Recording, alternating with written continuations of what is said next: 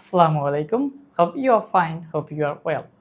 Welcome to my another brand new video. It's me Ronnie and you are watching me from Ronnie's Academy.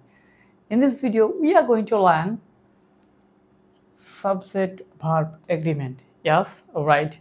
We are going to learn subject verb agreement.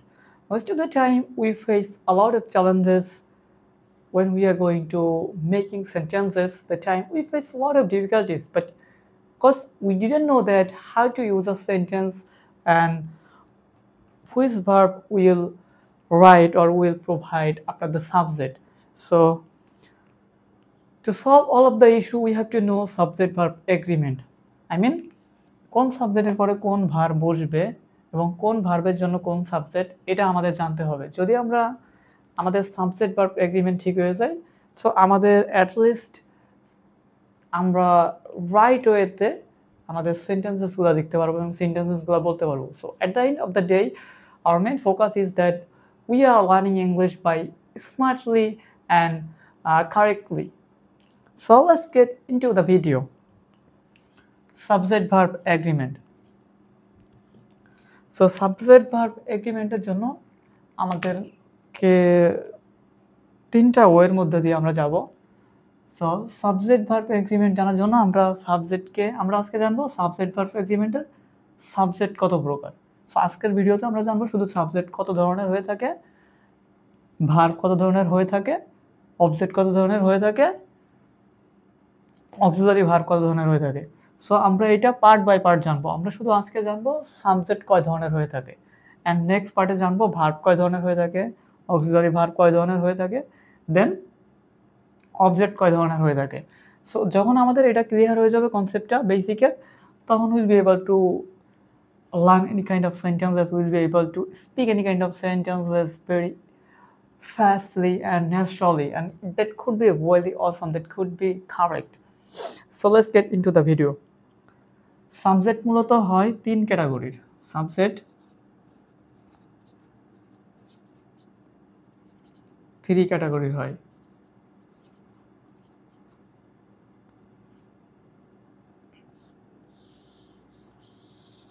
Three category হয়। So এটাকে আমরা নাম দিয়েছি category 1, C1, C2, C3। C1 হচ্ছে singular subject, singular subject. আর হচ্ছে plural subject. Category 2 plural subject. আর category 3 হচ্ছে আমি নিজে। সো সিঙ্গুলার সাবজেক্ট মানে কি? সিঙ্গুলার বলতে আমরা কি বুঝি? সিঙ্গুলার মানে হচ্ছে একজন, মানে একটা ব্যক্তি অথবা বস্তুকে আমরা বুঝি হচ্ছে singular. So first of all আমাদের জানতে হবে সাবজেক্ট মোটামুটি টোটাল 3 ক্যাটাগরির হয়। ক্যাটাগরি 1, ক্যাটাগরি 2 এবং ক্যাটাগরি 3। সো ক্যাটাগরি 1 এর ভিতরে কি আছে আমাদের দেখতে হবে। এটা ক্যাটাগরি 1 এ আমরা জানি ক্যাটাগরি 1 এ হচ্ছে সিঙ্গুলার সাবজেক্ট। ক্যাটাগরি 1 এ যে সাবজেক্টগুলো হবে প্রত্যেকটা হবে সিঙ্গুলার, মানে একজন অথবা এক হিসাবে কাউন্ট হয়। এবং ক্যাটাগরি 2 মানে প্লুরাল মানে কি একের অধিক, 1+। এরা হচ্ছে ক্যাটাগরি 1 মানে একটি, ক্যাটাগরি 2 মানে 1+। আর এটা মানে আমি নিজে, শুধু এটাকে দেখে হচ্ছে আমি নিজে। সো ক্যাটাগরি 1 এর মধ্যে আমার কি আছে আমরা যদি একটু দেখি, তারপরে আমরা আলোচনা করব। ক্যাটাগরি 1 এ আছে he, she, it, this, that, singular noun, gerund beginning, every, no, some, body, thing, on, I mean everybody, everyone, everything. So every is এরপরে সিঙ্গুলার নাম্বার, এভরি ইজ এরপরে সিঙ্গুলার, এভরি ইজ এরপরে singular noun, then যে কোনো একটা number সবসময় singular হিসেবে count হয়। The number of এর পরে প্লুরাল নাউন বসে, the number of singular, either of, each of, few of, either of, neither of. আরেকটা হচ্ছে আনকাউন্টেবল নাউন, যেটাকে গোনা যায় না। আনকাউন্টেবল নাউনও একটি হিসেবে ধরা হয়, যেমন ওয়াটার, সুগার। দেন আমি যদি বলি অনেস্টি। সো এটা কি গোনা যায়? No, it's not possible to count. So he মানে তো আমি জানি, হি মানে কি? কয়জন? একজন। হি মানে কয়জন? একজন। He is my friend, he is my colleague, he is my student. she is my cousin, she is my sister, she is my best friend. তারপর যদি আমি বলি কি it is a marker, it is a black marker. তারপর কি আছে? this is a marker, this is a marker. that মানে একটি, ওখানে। that is my computer, that is my computer. So তারপর কি আছে? Singular noun. সিঙ্গুলার নাউন মানে কি? একটি noun, singular noun. Ratul is my student. Ratul কয়জন? একজন। Ratul is my student, Ratul is my student. So singular noun মানে হবে একটা। এটা হতে পারে কোনো কিছুর নাম, anything, any kind of thing. So আমি যদি বলি this is a light, this is a light, একটা। জিরান্ড বিগিনিং মানে কি? আমরা ছোটবেলা থেকে জেনে এসেছি বা আমরা জানি, যখন কোনো সেন্টেন্সেস ভার্ব প্লাস আইএনজি দিয়ে শুরু হয়, ভার্ব প্লাস আইএনজি, সেটাকে বলা হচ্ছে জিরান্ড বিগিনিং। সো এর ভিতরে আর একটা পার্ট আছে পার্টিসিপলের, ওইটা আমরা পরে জানবো। জিরান্ড বিগিনিং জেনে রাখেন, কোনো একটা সেন্টেন্স যখন ভার্ব প্লাস আইএনজি দিয়ে শুরু হয়, যেমন আমি যদি বলি gerund beginning, walking in the morning is conducive for mental development, or walking in the morning is good for mental development. সকালে হাঁটা স্বাস্থ্যের জন্য ভালো, সকালে হাঁটা স্বাস্থ্যের জন্য উপকারী। সো এটা হবে একটা। Swimming in the river is a trend, or swimming in the river is my fashion. সাঁতার কাটা, নদীতে সাঁতার কাটা আমার ফ্যাশন। So studying in the morning is good for developing yourself. So যখন gerund beginning I means ING, verb plus ING দিয়ে যখন কিছু শুরু হয়, তখন সেটাকে আমরা বলি gerund beginning. Then every, no, some, যদি এর সাথে everybody, everything, everyone, nobody, nothing, no one, somebody, something, someone, এগুলো দিয়ে কোনো সাবজেক্ট শুরু হয়, তবে সেটা একটা হিসাবে কাউন্ট হয়। এগুলোর সাথে যে শুরু হয় একটা হিসাবে। Everybody dash present in the class, everybody are present হবে না, everybody is present in the class, everybody is present in the class, nobody is present in the class, somebody is present in the class. সে কই ME হবে, nobody is present in the class, somebody is present in the class. So এরপরে এটা singular হিসাবে count হবে, একটা হিসাবে। দেন আছে every is সবসময় সিঙ্গুলার হিসাবে কাউন্ট হয়, এবং এভরি ইসের পরে যদি কোনো নাউন আসে তাহলে সিঙ্গুলার নাউন আসবে। এভরি ইসের পরে singular noun. Every student, every students না। Every teacher, not teachers, every teachers, every teacher, not teachers. So আমি যদি বলি এভরি মার্কার, প্রত্যেকটা মার্কার, এভরি মার্কার্স হবে না, সেম একইভাবে each student of the school, each student of the batch, is student of the best is doing great, অথবা is student of the best is excellent. তারপরে হচ্ছে number, কোনো একটা number, সংখ্যা যদি থাকে কোনো সেন্টেন্সে, সো সেটা সিঙ্গুলার হিসাবে কাউন্ট করে। আমি যদি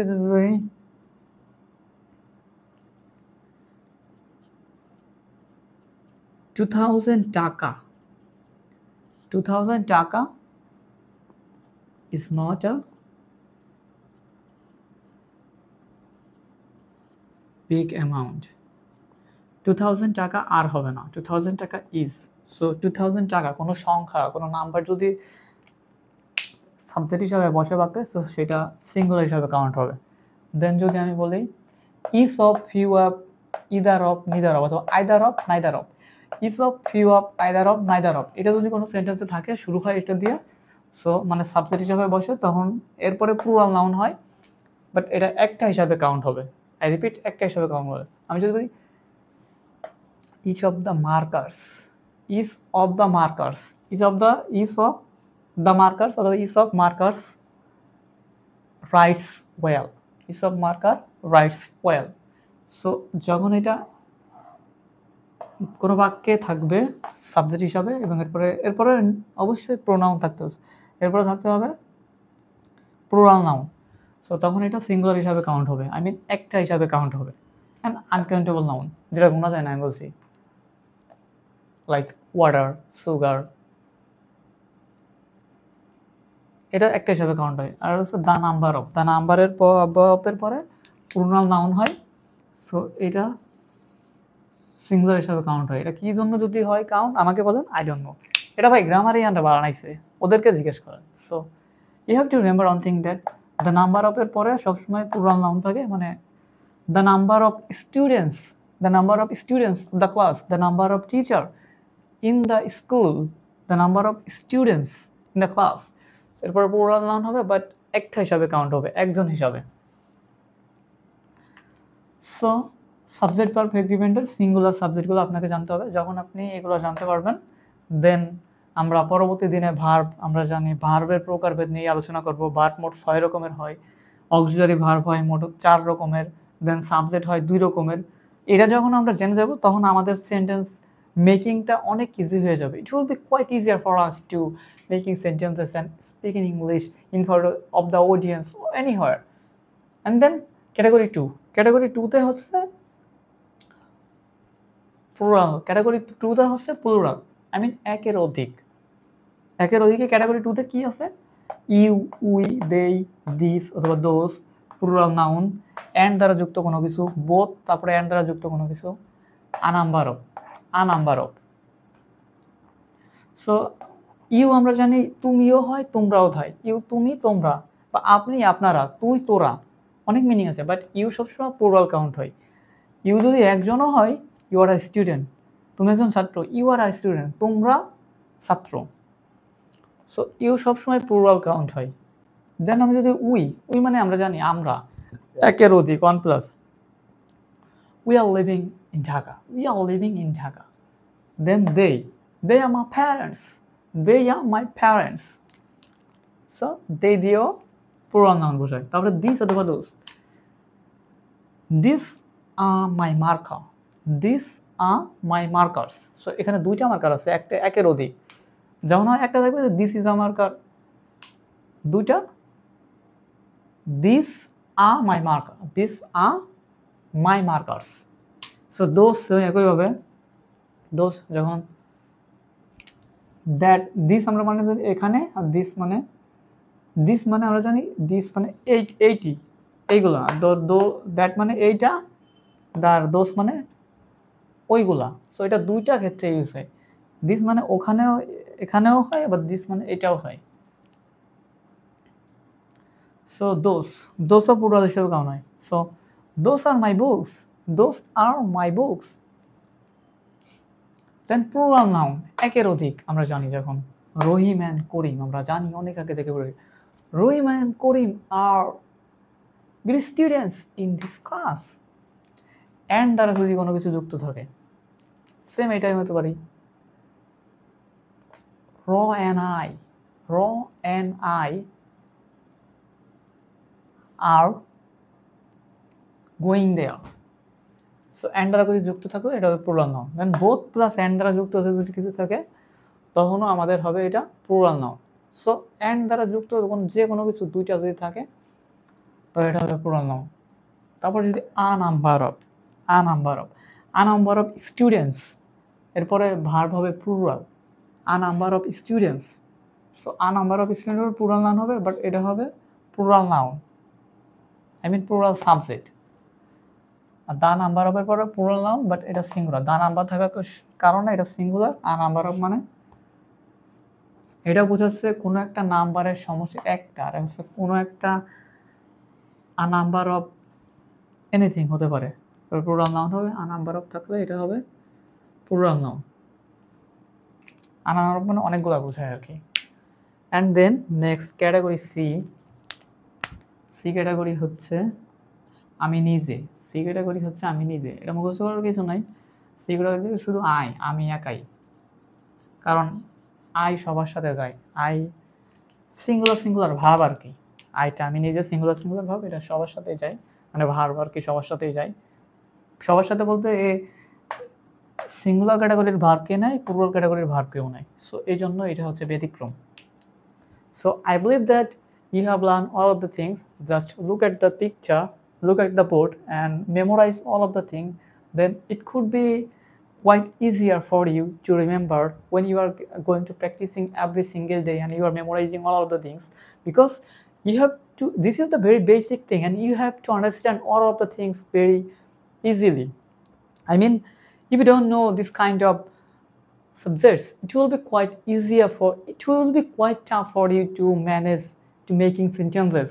So my request to all of you that memorize all of these things, note down it to your whiteboard or to your notebook, then try to read, try to remember and try to memorize, not memorize, and I mean you have to make a lot of sentences by using this kind of subject. Then it could be easier to you to make sentences and you'll be able to write naturally without any kind of error. So thank you so much to have me in your attention. Assalamu alaikum.